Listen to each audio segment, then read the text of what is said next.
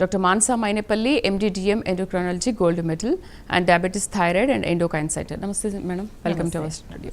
Madam, అసలు ఈ మధ్యకాలంలో మనం చెప్పినట్టుగా థైరాయిడ్, PCOD, కొలెస్ట్రాల్ పిల్లల్లో గ్రోత్ కంటే కూడా డయాబెటీస్ అనేది చాలా ఎక్కువగా పెరిగిపోతూ ఉంది.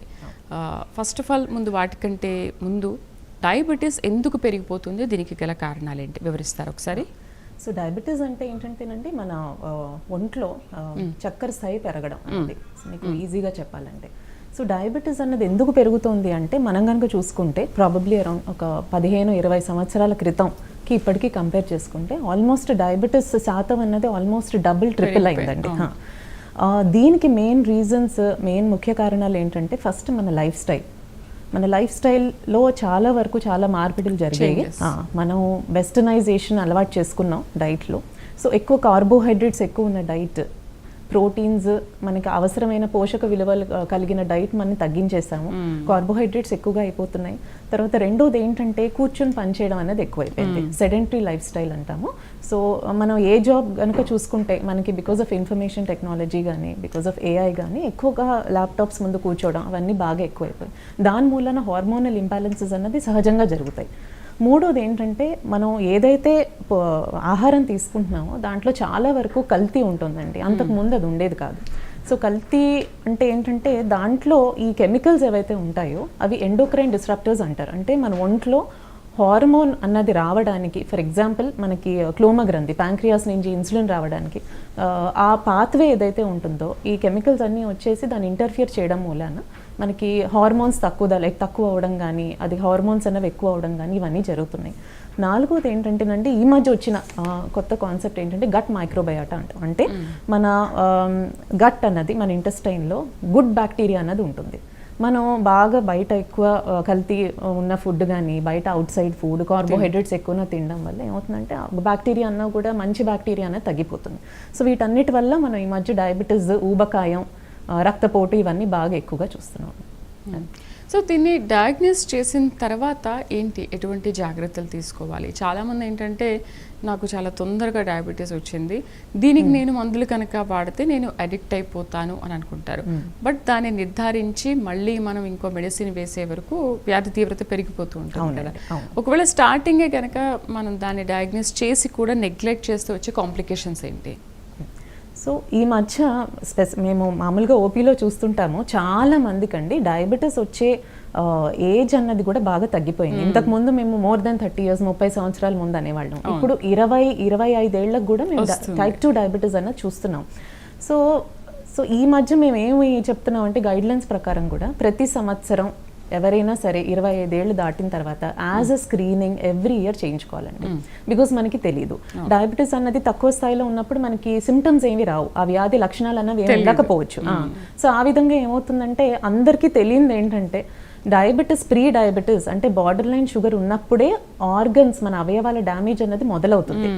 అది దాని ముందే ప్రాబబ్లీ ఒక 1-2 years ముందే డ్యామేజ్ అన్నది మొదలవుతుంది. సో అట్లీస్ట్ మనం రెగ్యులర్గా స్క్రీనింగ్ చేయించి, రక్త పరీక్షలు చేయించుకుని మనం అర్లీగా దాన్ని కనుక కనుక్కుంటే, దానికి తగిన ట్రీట్మెంట్ తీసుకుంటే, మెయిన్ మనకి డయాబెటీస్ కన్నా కూడా దానివల్ల వచ్చే ఆర్గన్ డ్యామేజ్ మేము ఆలోచిస్తాం యాజ్ డాక్టర్స్.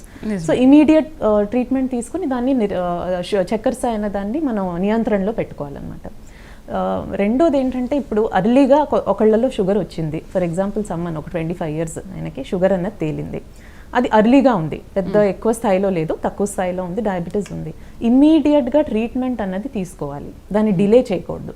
డయాగ్నోస్ చేసిన తర్వాత ఇమ్మీడియట్గా అంటే వాళ్ళు డైట్, లైఫ్ స్టైల్ చేంజెస్ చేస్తామని చెప్పినా కూడా మేము ట్రీట్మెంట్ అయితే స్టార్ట్ చేసేస్తాం. మంచి లైఫ్ స్టైల్, కొంచెం మన ఆహార నియమాలు అవి పాటించి వ్యాయామం అది చేసిన తర్వాత రివర్స్ అనే ఛాన్సెస్ అర్లీగా ఉన్నప్పుడు ఉంటుందండి డయాబెటీస్లో. సో ట్రీట్మెంట్ అన్నదైతే ఇమీడియట్గా తీసుకోవాలి. మనం ఒకటే ఆలోచించాలి, at any point of time మన షుగర్ లెవెల్ అన్నది నియంత్రణలో ఉండాలి, ఇన్ టార్గెట్ రేంజెస్ అని. అది అయితే ఈ రివర్స్ అనేది మనం స్టార్టింగ్లో కనుక ఐడెంటిఫై చేస్తే రివర్స్ అవ్వచ్చు. ఎస్, అవునండి. ఒకవేళ అప్పుడు కనుక ట్రీట్మెంట్ తీసుకోకపోతే ఇంకా ముదిరిపోతుంది.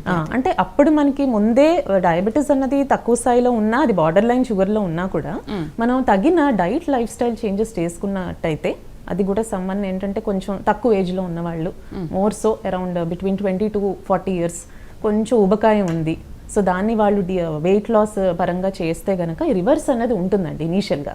మనకి ఎప్పుడు రివర్సల్ ఛాన్సెస్ తక్కువ అవుతాయంటే రాను అంటే చాలా సంవత్సరాల పాటు డయాబెటీస్ ఉన్న వాళ్ళల్లో మెల్లమెల్లగా పెద్దవాళ్ళల్లో అలా ఉన్న వాళ్ళల్లో ఏంటంటే ఇన్సులిన్ హార్మోన్ అనేది ఉత్పత్తి కాదు రాను. సో అలాంటి వాళ్ళలో రివర్సల్ అనేది కొంచెం తక్కువ పాసిబిలిటీ ఉంటుంది.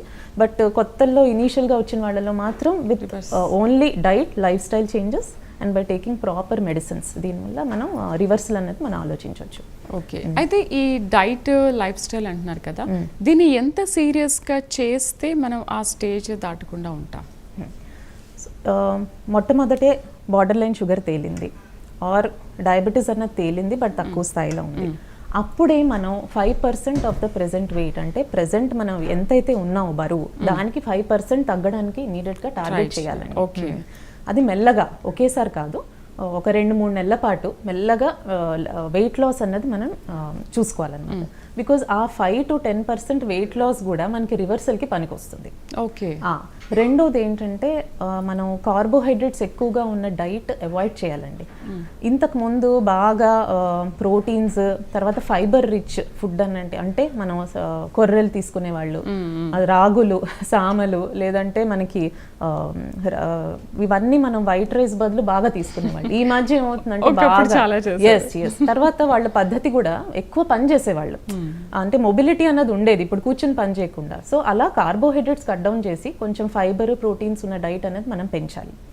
మూడోది ఏంటంటే సింపుల్ షుగర్స్ అంటే అన్ని రకాల చక్కెర పదార్థాలు ఏవైతే మన ఒంట్లో చక్కెర స్థాయి ఇమీడియట్ గా పెంచుతాయో అంటే గ్లైసెమిక్ ఇండెక్స్ అంటాం. సో గ్లైసెమిక్ ఇండెక్స్ ఎక్కువ ఉన్న ఫుడ్ అదంతా కూడా అవాయిడ్ చేయాలి. Fourth main important either yoga or మనం బ్రీదింగ్ ఎక్సర్సైజెస్ ఇవన్నీ అలవాటు చేసుకోవాలంటే యాజ్ అ రొటీన్.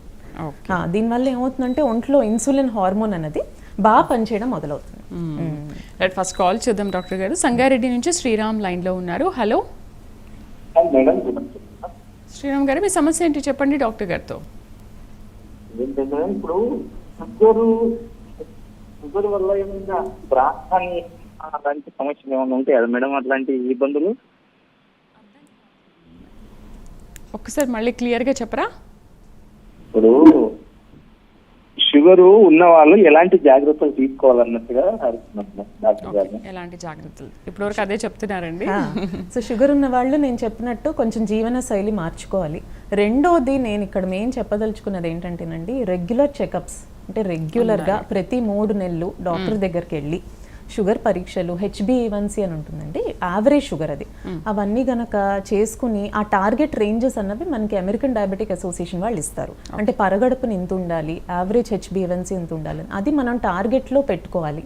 అది రెండోది. మూడోది ఏంటంటేనండి మనం తరచుగా షుగరే కాకుండా షుగర్కి సంబంధించిన వేరే అదర్ ఇబ్బందులు అంటే కోమార్బిడిటీస్ అంటాం, బీపీ కానీ కొలెస్ట్రాల్ ఇబ్బందులు ఉన్నా కానీ, తర్వాత కిడ్నీ, నరం, కన్ను అవి ఎంతవరకు బాగున్నాయా లేదా అవన్నీ కూడా ప్రతి 6 నెలలు అన్నది మనం నిర్ధారణ చేసుకోవాలి, బ్లడ్ టెస్ట్ పరంగా కానీ వేరే టెస్ట్ పరంగా కానీ. ఓకే డాక్టర్ గారు, వెయిట్ లాస్ కూడా అవ్వాలి అని అంటున్నారు ఒకవేళ డయాబెటీస్ని కనుక మనం ఐడెంటిఫై చేస్తే. ఆల్రెడీ మరి వెయిట్ లాస్లో ఉన్నవాళ్ళు అంటే యావరేజ్ వెయిట్ ఉన్నవాళ్ళు ఏంటి? మామూలుగా అసలు డయాబెటీస్ అంటేనే వెయిట్ లాస్ అయిపోతూ ఉంటారు, మనిషి ఇంకా పీక్కుపోతూ ఉంటారని మాట్లాడుతుంటారు కదా, మరి ఏంటి ఆల్రెడీ వెయిట్ లాస్లో ఉన్న వాళ్ళు ఏం చేయాలి? అంటే ఒకటి మనం తెలుసుకోవాల్సింది ఏంటంటే డయాబెటీస్ ఉన్న ప్రతి వాళ్ళు ఊబకాయంలో ఉండరు, ఓవర్ వెయిట్ ఒబేసిటీ అన్నది ఉండదు, ఆర్ నార్మల్ వెయిట్ ఉన్న పర్సన్కి కూడా డయాబెటీస్ రావచ్చు. That is number 1. సెకండ్ ఏంటంటే ఫస్ట్ డిటెక్ట్ అయిన తర్వాత డయాబెటీస్ మనం ఐడియల్ బాడీ వెయిట్ అంటే ఒక హైట్కి తగినంత వెయిట్ ఎంత ఉండాలో అంత ఉండేటట్టు చూసుకోవాలి. మూడోది మనం కొంతమందికి ఏంటంటే వెయిట్ ఉండకపోవచ్చు బట్ షుగర్ అనేది ఎక్కువ ఉండొచ్చు, అలాంటి వాళ్ళల్లో దానికి తగిన ట్రీట్మెంట్ అనేది మేము ఇస్తాం. సో ఇప్పుడు షుగర్ ట్రీట్మెంట్స్లో రకరకాలు ఉంటాయి, కొన్ని టాబ్లెట్స్ కొన్ని మెడిసిన్స్ ఎలా ఉంటాయంటే కొంచెం వెయిట్ లాస్ అన్నవి చేస్తాయి, కొన్ని మెడిసిన్స్ వెయిట్ న్యూట్రల్ అంటే ఈ బరువు మీద ఏ రకంగానూ ప్రభావం ఉండదు. కొన్ని మెడిసిన్స్ ఫర్ ఎగ్జాంపుల్ ఇన్సులిన్ అనుకోండి, ఇన్సులిన్తో కొంచెం వెయిట్ గెయిన్ అవుతుంది. సో మేము ట్రీట్ చేసేటప్పుడు అసలు ఆ పర్సన్కి వెయిట్ ఎంత ఉన్నారు, ఏంటి ఇబ్బందులు, వేరే ఆర్గన్ డ్యామేజ్ ఏమన్నా ఉందా, ఎన్నాళ్ళ నుంచి ఉంది షుగర్, ఈయనకి ఎలాంటి ట్రీట్మెంట్ పెట్టాలి అవన్నీ ఆలోచించి మేము ఒక డ్రగ్ అనేది చూస్ చేస్తాం. అది ఓకే. అయితే ఇప్పుడు ఈ HbA1c ఉంది కదా, ఇది 3 monthsకి ఒకసారి మనం చెక్ చేసుకుంటూ ఉంటాము అండ్ మంత్లీ జనరల్గా చేసుకునే చెకప్ వేరు ఉంటుంది. దీని పరిగణలోకి తీసుకోవాలా, దాన్ని పరిగణలోకి తీసుకోవాలా? 3 months ఆర్ 1 month? ఒకటి ఏంటంటేనండి, టైప్ 2 డయాబెటీస్ అంటే ఇన్సులిన్ ఉంటుంది వాళ్ళల్లో, ఇన్సులిన్ అనేది సరిగ్గా పనిచేయదు. అది కొంచెం ఏజ్ వచ్చిన వాళ్ళలో చూస్తాం. దాంట్లో వన్స్ ఇన్ ఎవ్రీ 3 months చాలండి చెకప్ అన్నది. అది వెల్ కంట్రోల్ షుగర్స్ బాగా నియంత్రణలో ఉంది, ఏమి ఇబ్బందులు ఇవ్వట్లేదు మనకి, మనం అంటే పేషెంట్ మనం చూస్తుంటాం కదా, సో ఏమి ఇబ్బంది ఉండట్లేదు. అలాంటి వాళ్ళల్లో ఎవ్రీ 3 months చెకప్ మ్యాండేటరీ అండి.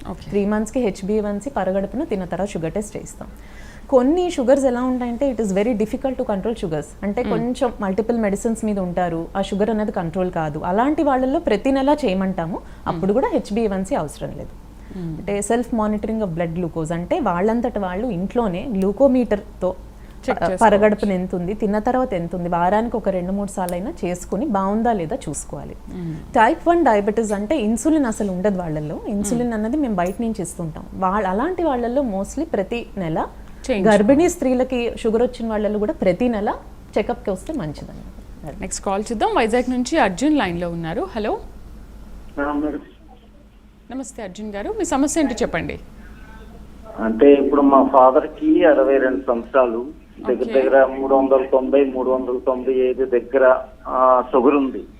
ఓకే, దాన్ని ఏ విధంగా పరిష్కరించాలని చెప్పి కనుక్కుందామని చేశాను మేడం.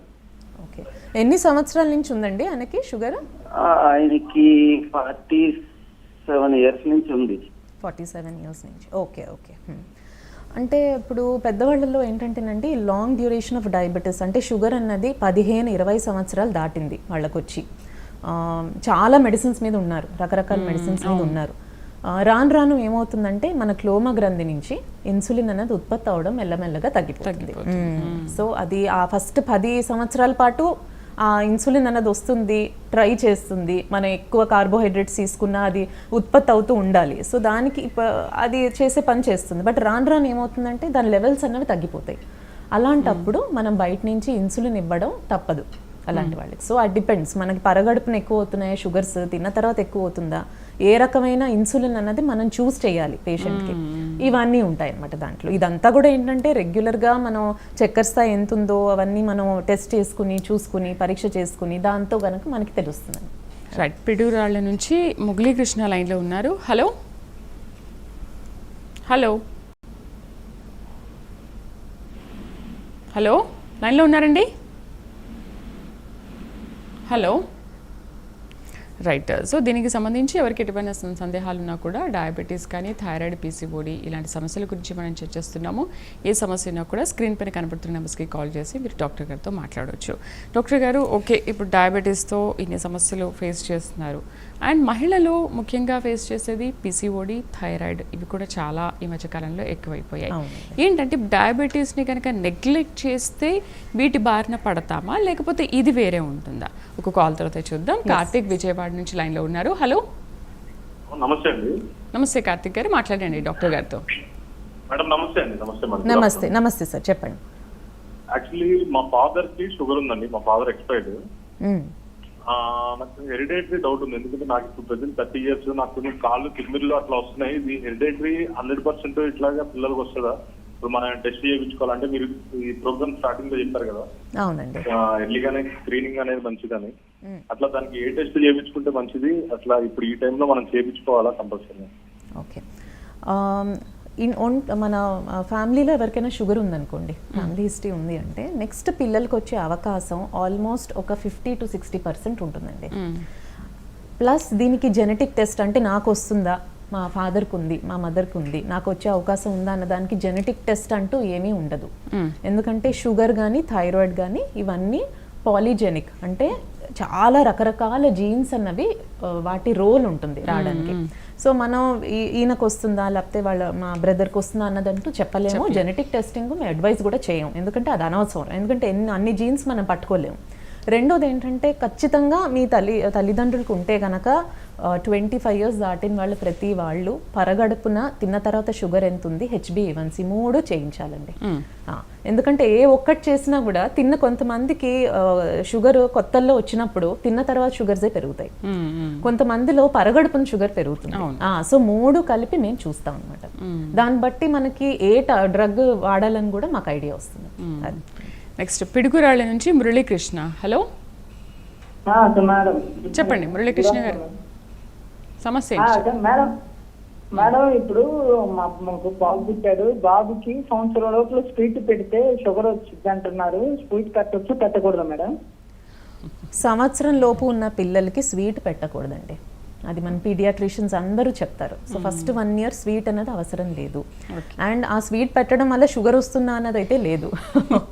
సో ఎందుకంటే నేను చెప్పాను కదా మీకు, ఇది ప్యూర్లీ జెనెటిక్ అని. తర్వాత చిన్న పిల్లల్లో వచ్చేది టైప్ 1 డయాబెటీస్, అది కంప్లీట్లీ అది ఎక్కువ జెనెటిక్స్ దాంట్లో రోల్ అన్నది ఉంటుందన్నమాట. పాలలో షుగర్ వేస్తారు కదా, లెస్ దెన్ 1 year అసలు వేయకూడదండి. షుగర్ అన్నది అసలు ఉండకూడదు. సంవత్సరం దాటిన తర్వాత పర్వాలేదు, షుగర్ వేయచ్చు.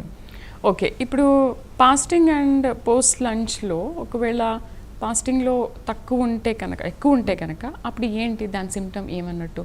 పోస్ట్ లంచ్లో ఒకవేళ ఎక్కువ ఉంటే ఏంటి సిమ్టమ్? సో ఇప్పుడు ఏంటంటేనండి, మన ఒంట్లో ఇన్సులిన్ అన్న హార్మోన్ పరగడుపున అంటే ఎవరైతే ఫాస్టింగ్లో ఉన్నారో వాళ్ళల్లో ఒక లెవెల్లో షుగర్ అన్నది మెయింటైన్ చేస్తుంది ఇన్సులిన్. తిన్న తర్వాత ఎంత ఉండాలి అన్నది ఆ హార్మోన్ మెయింటైన్ చేస్తుంది. ఫాస్టింగ్లో ఒక రకంగా ఉండాలి షుగర్, తిన్న తర్వాత ఒక రకంగా ఉంటుంది. న్యాచురల్గా మన ప్యాంక్రియాస్ నుంచి వచ్చే ఇన్సులిన్ చేసే పని అన్నమాట. సో ఎవరికైనా రెండు ఒకటిలాగా ఉండదు. సో మనం ట్రీట్ చేసేటప్పుడు కూడా పరగడుపున ఇంత రేంజ్లో ఉండాలి అంటే మేము మామూలుగా చెప్పేది 130 లోపు ఉండాలంటాం ఫాస్టింగ్. తిన్న తర్వాత according to ADA guide lines 180 లోపు ఉండాలి. HbA1c అనేది 6.5 దగ్గరలో ఉండాలి. అది కూడా depends on the patient age ఎక్కువ ఉంది, గుండె జబ్బులు ఉన్నాయంటే కొంచెం అంత స్ట్రింజెంట్గా ఉండవు, 7% వరకు ఉండొచ్చు అంటాం. సో ఇప్పుడు మనం ట్రీట్ చేసేటప్పుడు కూడా మేము అదే టార్గెట్స్ చూసుకుంటామండి. ఒకవేళ పేషెంట్ ఇస్ సమ్మన్ యంగ్, కొంచెం యుక్త వయసులో ఉన్నారు, కొంచెం తక్కువ ఏజ్లో ఉన్నారు అనుకోండి, వాళ్ళల్లో కొంచెం స్ట్రిక్ట్గా షుగర్ అనేది కంట్రోల్ చేస్తామండి. నెక్స్ట్ కాల్ చూద్దాం. రాజేష్ లైన్లో ఉన్నారు. హలో హలో అండి, చెప్పండి రాజేష్ గారు, మీ సమస్య ఏంటి? ఓకే, ఇది నాకు డయాబెటీస్ వచ్చేసి ఆల్మోస్ట్ 16 years నుంచి ఉందండి. హలో చెప్పండి సార్, చెప్పండి. 16 years నుంచి ఉంది. కాకపోతే ఈ డయాబెటీస్ ఈ మధ్యలో కొద్దిగా ఈ పోస్ట్ లంచ్ అంటే తిన్న తర్వాత ఎక్కువ వస్తుంది. అండ్ ఫాస్టింగ్ బాగానే ఉంటుంది, కానీ తిన్న తర్వాత ఈవెన్ రెగ్యులర్ టాబ్లెట్ వాడినా కానీ కొద్దిగా ఎక్కువ ఉంటుంది. ఓకే, మీ ఏజ్ ఎంత సార్? ఇప్పుడు వచ్చేసి 46 అండి. 46 years. ఓకే. అంటే ఇప్పుడు ఆయన చూసారు కదా, 46 yearsలో ఆల్రెడీ 16 సంవత్సరాల నుంచి షుగర్ ఉంది. సో తిన్న తర్వాత షుగర్ కంట్రోల్ అన్నది కొంచెం డిఫికల్ట్ అండి, ఎస్పెషలీ మన భారతీయుల్లో. ఎందుకంటే ఫస్ట్ వచ్చేసి కార్బోహైడ్రేట్స్ అన్నది సహజంగా ఎక్కువ తీసుకుంటాం, అది తప్పదు, మన డైట్ అలాగే ఉంటుంది. సో రెండోది, సో బికాజ్ మన డైట్ ఇలా ఉంటుంది కాబట్టి అది మనకు కొంచెం ఛాలెంజ్ లాగా ఇస్తుంది ఆఫ్టర్ ఫుడ్ వాల్యూ తగ్గించడం అన్నది. సో మేమేం చెప్తూ ఉంటాం అంటే first quality of the diet మార్చమంటాం. కార్బోహైడ్రేట్స్ తగ్గించి సగం ప్లేట్ మొత్తం ప్రోటీన్స్ కానీ లేదంటే ఆకుకూరలు, సో దాని రేషియో కనుక మనం ఆల్టర్ చేస్తే, బికాస్ ప్రోటీన్స్ కానీ ఫ్యాట్స్ కానీ మెల్లగా అబ్జర్వ్ అవుతాయి మన ఒంట్లో, సో షుగర్ స్పైక్ అనేది రాదు ఇమీడియట్గా. సో కార్బోహైడ్రేట్స్ తగ్గించమంటాం. రెండోది ఏంటంటే మీ డాక్టర్ గారు, హూఎవర్ వీఆర్ ట్రీటింగ్ డాక్టర్స్, తిన్న తర్వాత షుగర్ కంట్రోల్ చేసే మెడిసిన్స్ కానీ ఇన్సులిన్స్ కానీ చూస్ చేసుకుంటామండి. ప్రతి మెడిసిన్ ఒకలాగా కంట్రోల్ చేయదు. ఓకే, సో తిన్న తర్వాత షుగర్ మీద ప్రభావం ఉన్న మెడిసిన్స్ అన్నవి మేము చూస్ చేసుకుంటాం. మూడోది ఏంటంటే తిన్న తర్వాత మినిమం ఒక 5 నిమిషాలు కానీ మెల్లగా వాకింగ్ కానీ ఏదైనా ఫిజికల్ యాక్టివిటీ చేయమంటాం. దానివల్ల ఏమవుతుందంటే షుగర్ స్పైక్ రాకుండా మనకి ఇన్సులిన్ అనేది కొంచెం ప్రొడ్యూస్ అయ్యి దానివల్ల కొంచెం తగ్గుతాయి అనమాట, మనకి షుగర్ వాల్యూస్ అనేవి తగ్గుతాయి. సో తిన్న తర్వాత అందుకనే కూర్చోవద్దు, కొంచెం నడవమని చెప్తాం మినిమంగా. దట్ ఈస్ అవి 3 వేస్ టు ట్యాకిల్ తిన్న తర్వాత షుగర్ అన్నది మనం వీటి వల్ల చేయొచ్చు అనమాట, కంట్రోల్ చేయొచ్చు. జగదీష్ లైన్లో ఉన్నారు. Hello. Right, PCOD and thyroid మహిళల్లో వచ్చే సమస్యల గురించి మాట్లాడుతున్నాం. ఎందుకు వస్తాయి ఇవి? PCOD, thyroid, diabetes